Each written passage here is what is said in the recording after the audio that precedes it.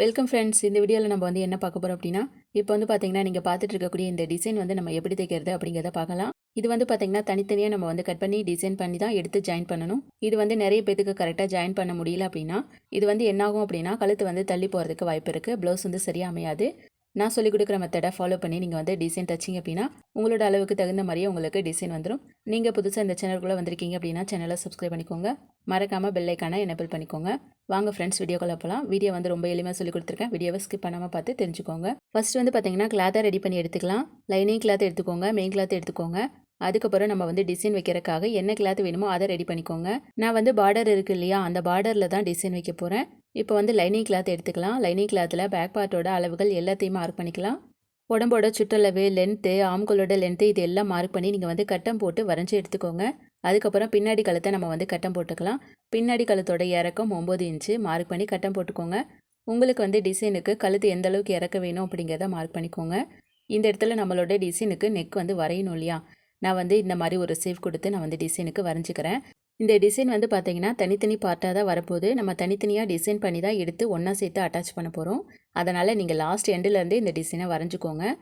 நான் வரைகிறேன் இல்லையா, அதே மாதிரி நீங்கள் வந்து வரைஞ்சிக்கோங்க. கீழே மட்டும் லைட்டாக வந்து உள்ளே இறங்கி வரைகிற மாதிரி வரைஞ்சிக்கோங்க. அப்போ தான் சேஃப் வந்து பார்க்குறக்கு அழகாக இருக்கும்.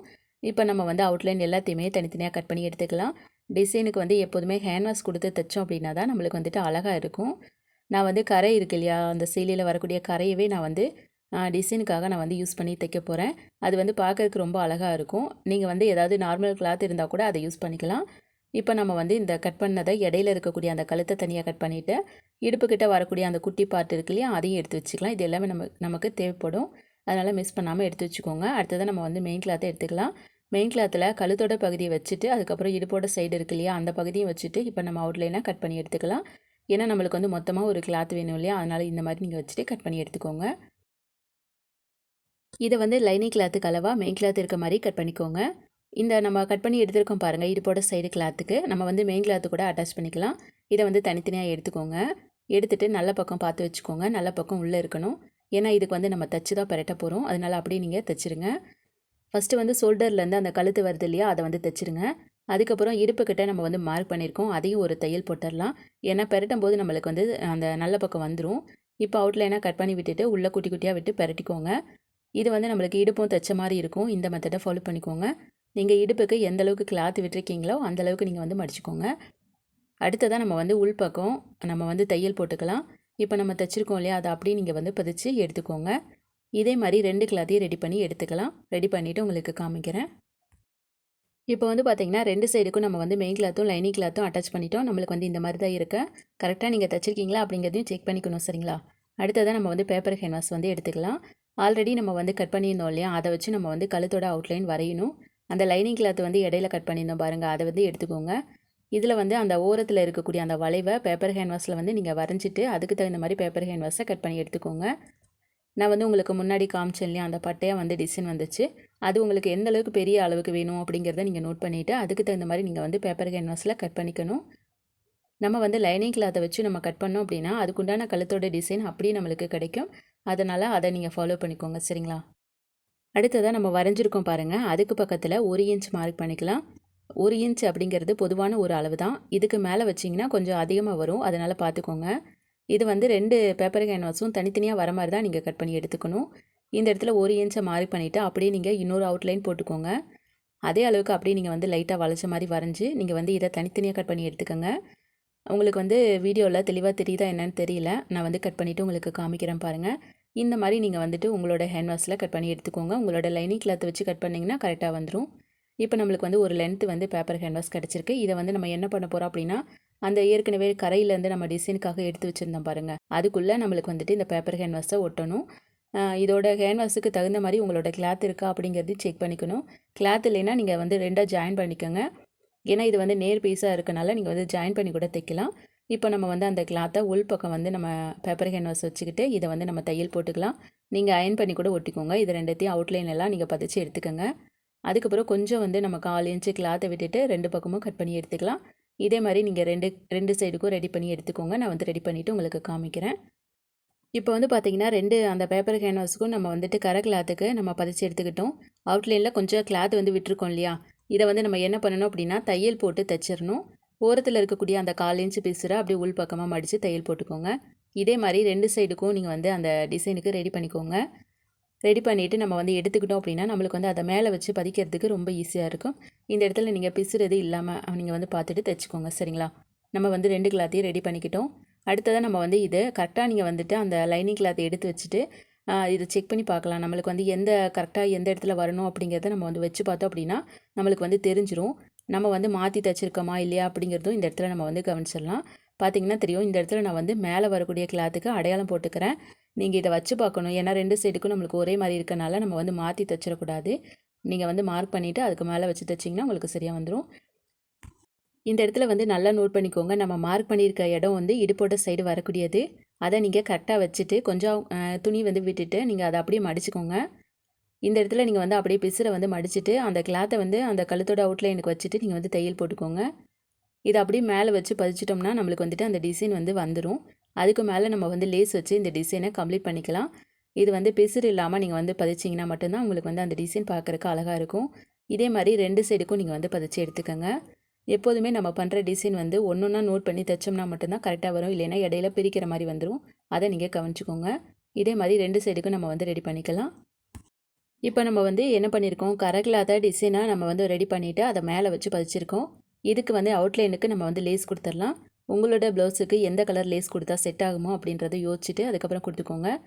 இந்த கரையோட டிசைனுக்கு ஓரத்தில் நம்ம வந்து லேஸ் கொடுத்து தைச்சிடலாம். லேஸ்க்கு வந்து 2 சைடுக்கும் தையல் போடுங்க, இல்லைன்னா வந்து நீட்டாக இருக்காது. இதே மாதிரி 2 சைடுக்கும் நம்ம வந்து லேஸ் கொடுத்து கம்ப்ளீட் பண்ணிடலாம். அதுக்கப்புறம் பார்த்திங்கன்னா இந்த ப்ளூ கலர் இருக்கிறனால நம்ம வந்து ப்ளூ கலரில் பைப்பிங் கொடுக்க போகிறோம். கழுத்தோட அந்த ஓரத்தில் பைப்பிங் வந்துச்சு அப்படின்னா நம்மளுக்கு வந்துட்டு கொஞ்சம் நீட்டாக இருக்கும். பைப்பிங் வந்து எப்படி கொடுக்குறது அப்படிங்கிறத நான் வந்து சிம்பிளாக சொல்லிடுறேன் பாருங்கள். 1 இன்ச்சில் கிராஸ் பீஸ் வந்து கட் பண்ணி எடுத்து அதை வந்து லென்த்தாக ஜாயின் பண்ணி எடுத்துக்கோங்க. நம்ம ஜாயின் பண்ணி எடுத்துகிட்டு இருக்கோம் இல்லையா, அந்த கிளாத்தை வந்து நம்ம இப்போ ரெடி பண்ணியிருக்கக்கூடிய அந்த கிளாத்தோட அடிப்பக்கம் வச்சு தையல் போட்டுடலாம். இந்த இடத்துல 1/4 இன்ச்சுக்கும் கம்மியாக இருக்க மாதிரி நீங்கள் தையல் போட்டுக்கோங்க. அடுத்ததாக இதை வந்து நல்ல பக்கம் திருப்பிட்டு இப்போ நம்ம தைச்சதாக அப்படியே உள்ளே திருப்பி மடித்து தையல் போட்டோம் அப்படின்னா நம்மளுக்கு பைப்பிங் வந்து வந்துடும். இது ரொம்பவே சிம்பிளான மெத்தட் தான். இதே மெத்தடை ஃபாலோ பண்ணி நீங்கள் வந்து டிசைன் கொடுத்துக்கோங்க. பைப்பிங் கொடுத்தீங்கன்னா பார்க்குறக்கு வந்து கொஞ்சம் நல்லாயிருக்கும். அதே மாதிரி நீங்கள் கம்ப்ளீட் பண்ணிக்கோங்க. இதே மாதிரி 2 சைடுக்கும் அந்த கழுத்தோட ஓரத்தில் நம்ம வந்து தையல் போட்டுக்கலாம். இப்போ வந்து பார்த்தீங்கன்னா நம்ம வந்து 2 சைடுக்கும் தனித்தனியாக நம்ம வந்து டிசைன் பண்ணி எடுத்துக்கிட்டோம். இது 2த்தையும் நம்ம வந்து ஜாயின் பண்ணணும் அப்படின்னா இடையில வந்து நம்ம கட் பண்ணி எடுத்தோம் இல்லையா, அந்த இடுப்பு சைடு கிளாத்து, அதை வச்சு நம்ம வந்து ஃபினிஷிங் பண்ணணும். இப்போ பார்த்தீங்க அப்படின்னா நம்மளுக்கு வந்து 2 கிளாத்தும் சமமாக இருக்கா அப்படிங்கிறத செக் பண்ணி பார்த்துட்டு பிசுறு ஏதாவது இருந்துச்சுன்னா கட் பண்ணி விட்டு நேராக எடுத்துக்கோங்க. ஆல்ரெடி நம்ம வந்து இடுப்போட சைடு குட்டியாக ஒரு பீஸ் வந்து கட் பண்ணி எடுத்துருப்போம். அந்த கிளாத் எடுத்துக்கலாம். இப்போ வந்து இதுக்கு டிசைன் பண்ணணும். இதுக்கும் டிசைன் பண்ணி எடுத்தோம்னா தான் அதுக்கு வந்து நம்ம அட்டாச் பண்ணுறதுக்கு ஈஸியாக இருக்கும். இப்போ நம்ம வந்து இதுக்கு தகுந்த மாதிரி பேப்பர் கேன்வாஸ் வந்து நம்ம கட் பண்ணி எடுத்துக்கலாம். பேப்பர் கேன்வாஸ் கொடுத்தோம்னா அது வந்து ஸ்ட்ராங்காக இருக்கும். இதுக்கு விட எக்ஸ்ட்ரா இருக்கணும் பேப்பர் கேன்வாஸ், அந்த மாதிரி எடுத்துக்கோங்க. இப்போ வந்து நம்மளோட ப்ளவுஸ் ப்ளூ கலர் அப்படிங்கிறனால நம்ம வந்துட்டு அந்த டிசைனுக்கு தகுந்த மாதிரி நடுவில் வந்து ஒரு கலர் கொடுக்கணும். அப்போ தான் நல்லா பார்க்குறக்கு அழகாக இருக்கும். நான் வந்து ஆரஞ்சு கலரில் ஒரு கிளாத் எடுத்திருக்கேன். இப்போ நம்ம வந்து ப்ளூ கலரில் கட் பண்ணியிருக்கோம் இல்லையா, அதுக்கு அவுட்லைனில் கொஞ்சம் எக்ஸ்ட்ராவாக இருக்கணும். இப்போ நம்ம வந்து பேப்பர் கேன்வாஸ் கட் பண்ணோம் இல்லையா, அது கலவாக இருந்துச்சுன்னா போதும். இப்போ அந்த கிளாத்துக்கு மேலே நம்ம வந்து பேப்பர் கேன்வாஸ் வச்சு அப்படியே தச்சிடலாம். நீங்கள் வந்து அயன் பண்ணால் கூட ஒட்டிக்கும். இதை ரெடி பண்ணி நீங்கள் வந்து எடுத்துக்கோங்க. ஆல்ரெடி கட் பண்ணியிருக்க அந்த கிளாத்துக்கு அவுட்லைன் நிறையா இருக்கணும். அப்போ தான் நம்ம வந்து அடியில் கொடுத்து தைக்கும்போது நம்மளுக்கு சரியாக இருக்கும். இப்போ நம்ம வந்து ஒரு ஆரஞ்சு கலரில் கிளாத் ரெடி பண்ணியிருக்கோம். பிசுறு எதுவும் இல்லாமல் கரெக்டாக மடிச்சடிச்சு எடுத்துக்கோங்க. இப்போ வந்து இந்த இடத்துல நீங்கள் ரெட்டையாக மடிச்சுட்டு நம்ம ஆல்ரெடி கட் பண்ணியிருக்கக்கூடிய ப்ளூ கலர் கிளாத் இருக்கு இல்லையா, அதை வச்சு நீங்கள் வந்து அவுட்லைனாக வரைஞ்சிக்கோங்க. இந்த அவுட்லைன் வரைகிறத வச்சு தான் நம்ம வந்து அதில் தைக்கிற மாதிரி இருக்கும். அதனால் இந்த கிளாத்துக்கு மேலே ப்ளூ கலர் கிளாத்தை வச்சு அவுட்லைன் வரைஞ்சிக்கோங்க. நம்மளோட அந்த இடுப்புலேருந்து கட் பண்ண துணி எந்த அளவுக்கு இருக்கோ அதை வந்து 2 சைடும் மார்க் பண்ணிக்கோங்க. அடுத்ததாக நம்ம வந்து டிசைன் கொடுக்கறதுக்காக ப்ளூ கலரில் கிளாத் வந்து கட் பண்ணி எடுத்துக்கலாம். இது வந்து பார்த்திங்கன்னா கரெக்டாக வந்து 2 இன்ச்சில் சின்ன சின்ன பீஸ் வந்து கட் பண்ணி எடுத்துக்கலாம். நம்ம வந்து கட் பண்ணியிருக்கக்கூடிய கிளாத்தை முக்கோணமாக மடிச்சுக்கோங்க. இந்த இடத்துல 2 சைடு கார்னர்லேயும் மடிச்சிங்க அப்படின்னா நம்மளுக்கு வந்து ஒரு டிசைன் வரும். இதை வந்து அப்படியே நீங்கள் இந்த மார்க் பண்ணியிருக்கிறதுக்கு ஓரமாக வச்சு தைச்சிருங்க. இதே மாதிரி எல்லா கிளாத்தும் ரெடி பண்ணி எடுத்து நீங்கள் வந்து கொஞ்சம் கொஞ்சம் கேப் விட்டுட்டு தைக்க ஆரம்பிச்சுக்கோங்க. இது வந்து நம்ம கோட்டுக்கு வெளியில் இருக்கனால நம்மளுக்கு வந்து இடுப்போட ஓரத்தில் வரும். இது வந்து ப்ளூ கலர் கொடுத்தோம்னா பார்க்குறதுக்கு வந்து அழகாக இருக்கும். உங்களுக்கு என்ன கலர் கொடுத்தா அழகாக இருக்குமோ அதை நீங்கள் ட்ரை பண்ணிக்கோங்க. இதே மாதிரி நம்மளுக்கு எத்தனை டிசைன் வேணுமோ அதை ரெடி பண்ணி கம்ப்ளீட்டாக ரெடி பண்ணி எடுத்துக்கலாம். இப்போ வந்து பார்த்திங்கன்னா நம்ம வந்து டிசைன் வச்சு ரெடி பண்ணிக்கிட்டோம்.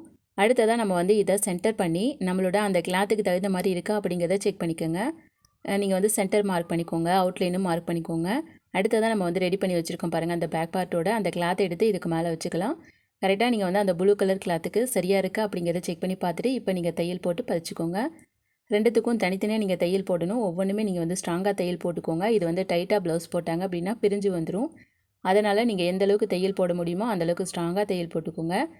ஒரு 3 தையலாவது நீங்கள் வந்து போட்டு எடுத்துக்கோங்க. அப்போ தான் ஸ்ட்ராங்காக இருக்கும். சரிங்களா? அதே மாதிரி கிளாத்தை வச்சு பார்த்துட்டு தான் நீங்கள் வந்து தைக்கணும்.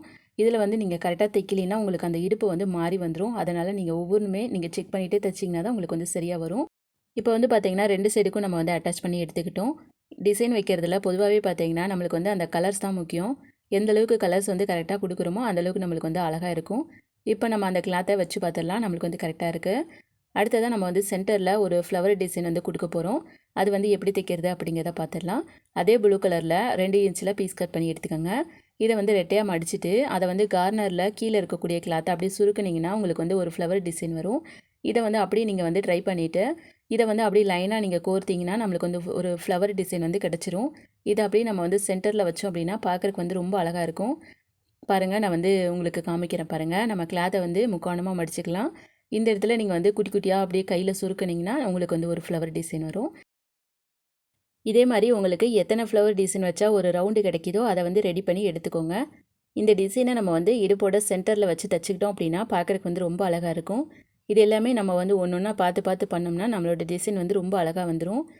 இதை மாதிரி நீங்கள் வந்து ரெடி பண்ணி எடுத்துக்கோங்க. இதோட சென்டரில் வந்து நம்ம கல் ஒட்டிக்கலாம். நான் வந்து வெள்ளை கலரில் ஒரு ஸ்டோன் வந்து ஒட்டிக்கிறேன். இது வந்து இன்னுமே ஹைலைட்டாக இருக்கும் பார்க்குறக்கு. இதே மாதிரி நீங்கள் வந்து உங்களோட ப்ளவுஸையும் ரெடி பண்ணி எடுத்துக்கோங்க. நான் வந்து உங்களுக்கு புரிகிற மாதிரி சொல்லிக் கொடுத்துருப்பேன்னு நினைக்கிறேன். உங்களுக்கு இந்த வீடியோ பிடிச்சிருந்துச்சுன்னா மறக்காம ஒரு லைக் கொடுங்க. நான் வந்து எந்த அளவுக்கு சொல்லிக் கொடுத்தேன், உங்களுக்கு எந்த அளவுக்கு டிசைன் வந்திருக்கு அப்படிங்கிறத நீங்கள் தாராளமாக கமெண்ட் பாக்ஸில் சொல்லலாம். இதே மாதிரி டெய்லரிங் வீடியோஸ்க்கு நீங்கள் தொடர்ந்து நம்மளோட சேனலை பாருங்கள். நெக்ஸ்ட் வீடியோவில் பார்க்கலாம் ஃப்ரெண்ட்ஸ்.